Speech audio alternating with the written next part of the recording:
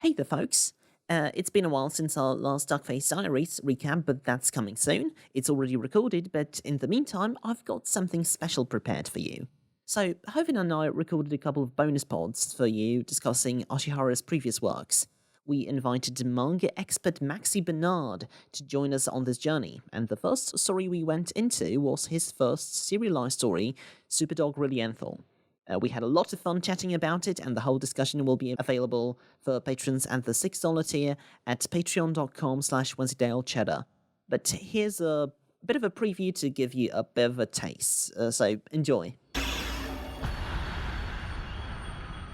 It really was a visual spectacle. That can't be undersold. I think you can definitely see the creator Ashihara's going to become as a sci-fi creator by having this giant kaiju-like beast of darkness that looks initially like Asami and later like Tetsuko, and like just smashing things up, because it really does. A lot of this series feels like it has World Trigger energy. It's in the same universe as World Trigger, kind of, but it's really in that moment I really truly recognised how much it is kind of a prototype for it. I mean, even down to the characters, you can draw direct lines between a lot of the characters, and you can kind of use that to demonstrate the success of it. I mean, Shubane is absolutely Karasawa, right? Like in Karasawa's character profile for World Trigger, like it says he was a member of an evil organization in the past or something like that. Absolutely. 100%.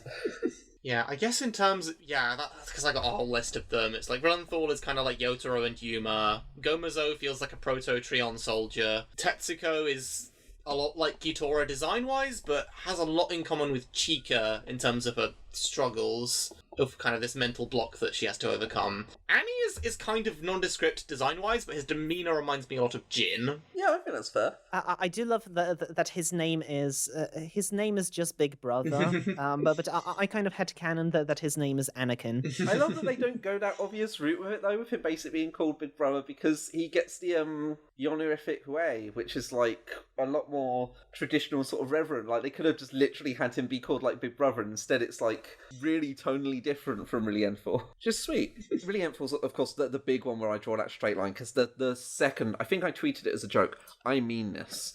The second Rilienthal is sat on top of Gomazo, I'm just like, oh, he is Yotaro Rindo. Like, he went, oh, Rilienthal doesn't work as the main character. What if I made him the pivotal character of my next series, but like in secret? Because like in their entire attitude, it's literally like if Rilienthal grew up and got a little bit more like sarcastic. They're so similar. And, you know, as much as we can be like, oh, the pout, just like, why has my brain blanked on the main character of World Trigger? Yuma Kuga. That was weird. Hello, welcome to Duckface Diaries, where I forget the main character. Whilst he also obviously does the duck face, Rindo is permanently in it, and so is the most Rilienthal of the cast in the visual sense too. The most World Trigger, I was going to say.